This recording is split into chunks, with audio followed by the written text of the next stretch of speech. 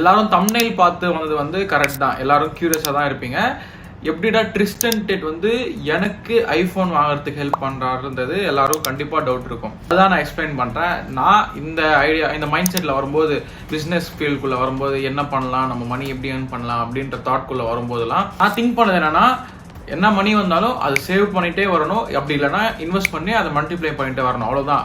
ஒன்றும் எனக்காக நான் சேவ் பண்ணவே கூடாது அப்படின்ற தாட்டில் தான் நான் இருந்தேன். மோஸ்ட் ஆஃப் த பீப்புள் இப்படி தான் இருப்பீங்க. அண்ட் நிறைய பீப்புள் சொல்கிற அட்வைஸும் இது ஒன்று தான் இருக்கும். எதுவும் வாங்காதீங்க, சேர்த்து வச்சு வந்து மணி மல்டிப்ளை பண்ணிட்டே வாங்க, அப்புறமா நீங்கள் வந்து யூஸ் பண்ணலாம், அப்புறமா நீங்கள் என்ஜாய் பண்ணலாம் அப்படின்ற மாதிரிலாம் சொல்லிட்டாங்க. அதை லிசன் பண்ணி தான் நான் ஒரு 8 to 9 months அப்படியே ஓட்டிகிட்டு இருந்தேன்.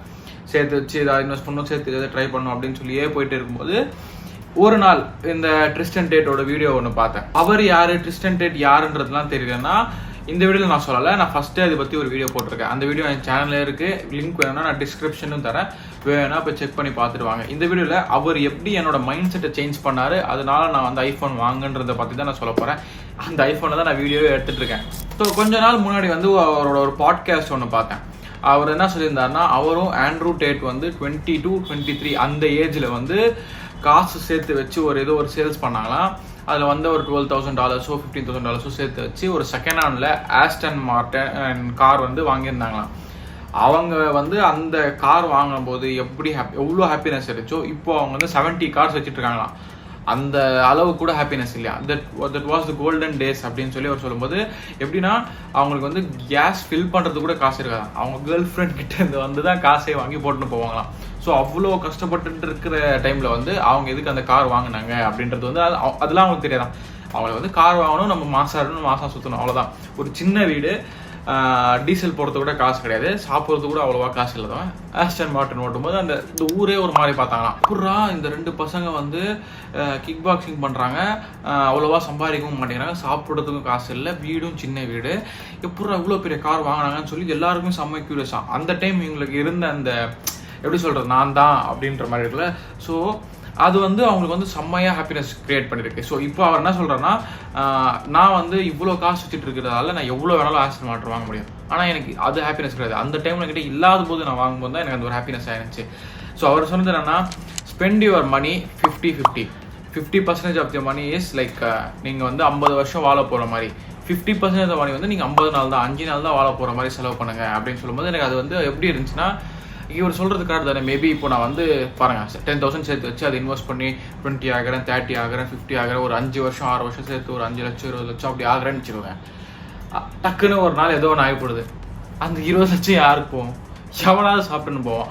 ஸோ அவர் என்ன சொல்கிறேன்னா, அது 20 லட்சம் இல்லை, ஸோ அதில் பாதி 10 lakhs நீங்கள் ஸ்பெண்ட் பண்ணுங்கள், மீதி 10 lakhs வந்து நீங்கள் வந்து இன்னும் வாழ போகிற மாதிரி வைங்க. அப்போ எனக்கு புரிஞ்சுது என்னன்னா, ஆமாம் கரெக்டு தானே, நம்ம ஏன் வந்து சேர்த்து வச்சு செஞ்சுட்டே இருக்கணும். சப்போஸ் நம்ம வந்து ஏதாவது நம்மளுக்கு ஒன்று நடந்துச்சுன்னா நம்ம காசுலாம் யாருக்கும் எவனா ஒன்று சாப்பிட்டுட்டு போவோம், நம்ம கஷ்டப்பட்டு நம்ம தானே என்ஜாய் பண்ணோம்.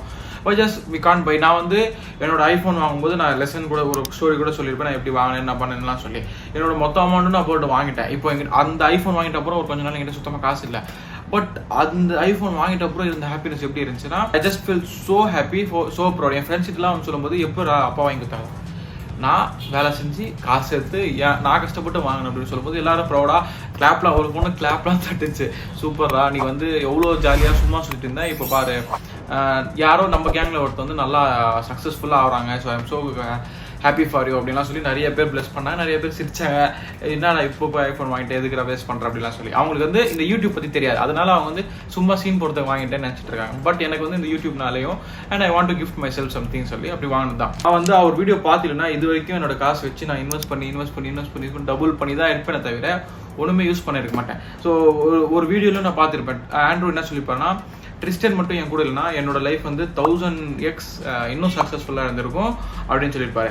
அவன் ட்ரிஸ்டன் என்ன சொல்லியிருப்பானா, ஆண்ட்ரூ மட்டும் என் கூட இல்லைனா 1000x இன்னும் ஃபன்னியராக இருந்திருக்கும், நான் நல்லா என்ஜாய் பண்ணியிருப்பேன். என்ன சொல்ல வராருன்னா, இப்போ நீங்கள் ஒன்று சம்பாதிக்கிறீங்க, உங்ககிட்ட இப்போ சப்போஸ் ஒரு 20,000 30,000 40,000 எவ்வளவோ இருக்குது, உங்களுக்காக நீங்கள் ஏதோ ஒன்று பண்ணணும்னு நினைக்கிறீங்கன்னா ஜஸ்ட் கோ ஃபார் இட், ரொம்ப திங்க் பண்ண வேணாம். இப்போ பாருங்களேன், நான் வந்து ஐஃபோன் வாங்குறதுக்கு முன்னாடி யோசிச்சேன் தான், இல்லாமலாம் இல்லை, இது வந்து வாங்கலாமா வேணாமான்னு ஒரு 4 டைம் யோசிச்சிருப்பேன். அதுக்கப்புறம் வாங்கிட்ட அப்புறம் அது வந்து வாங்கிட்டோம், இப்போ எதுவும் பண்ண முடியாது. பட் அந்த ஹாப்பினஸ் வந்து வேறு எதுனாலையும் தர முடியாது. உங்ககிட்ட ஒரு சர்டன் அமௌண்ட் இருக்குது, இப்போது வந்து ஒரு 50,000 இருக்குதுன்னு வச்சுக்கோங்களேன், அந்த 50மே நான் இன்வெஸ்ட் பண்ணுமான்னு கேட்டிங்கனாலும் எனக்கு தெரியாது. அந்த 50மே நான் ஸ்பெண்ட் பண்ணுமான்னு கேட்டிங்கனாலும் எனக்கு தெரியாது. அந்த 25 ஸ்பிளிட் பண்ணி பண்ணணுமாலும் எனக்கு தெரியாது.